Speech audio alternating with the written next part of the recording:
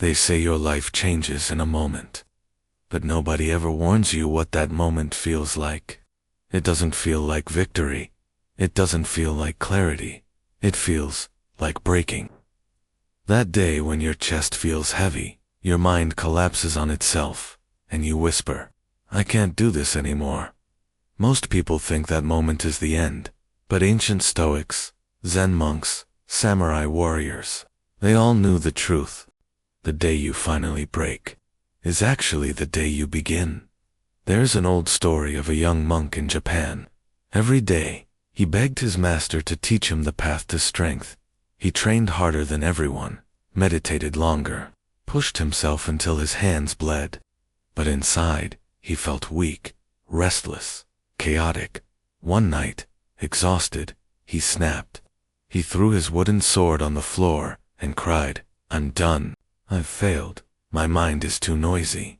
My heart is too tired. I'm not meant for this." The old master didn't comfort him. He didn't say he was strong. He didn't say he believed in him.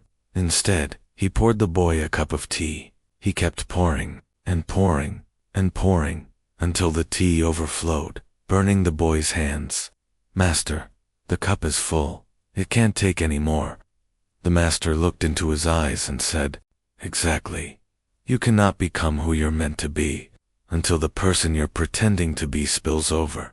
Sometimes, life breaks you not because you're weak, but because your old identity has no more space for the person you are becoming." Modern psychology calls this the identity crack, the moment your old patterns snap because they're too small for your next level.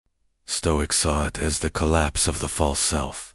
Samurai called it kenshō, the moment you see your real nature after the illusion breaks. Zen calls it the beautiful falling apart. In every tradition, the message is the same. Breaking is not destruction. Breaking is the beginning of truth. Because here's what nobody tells you. You don't transform when life is comfortable. You transform when life cornered you so many times that you finally stop running from yourself. When you're too tired to pretend, too drained to keep up appearances, too exhausted to carry a life that never felt like yours to begin with. That's the moment when something inside you whispers, "Enough. Let me finally become who I am." And that's when the real shift happens. Not in fireworks, not in loud motivation, but quietly, inwardly, beautifully. So if you're breaking right now, if you're overwhelmed, lost, burnt out, disappointed in yourself, listen, nothing is wrong with you. This isn't failure. This is your soul refusing to shrink any smaller. Your nervous system is releasing years of pressure. Your identity is shedding what no longer fits. Your heart is rearranging itself for a life with more truth, more depth, more alignment. Breaking doesn't mean you're weak. Breaking means there is a stronger version of you that can no longer wait. When the boy's hands stopped trembling, the master finally said, "Now that your cup is empty, we can begin. So let me tell you the same. This is not your collapse. This is your clearing. This is not your ending.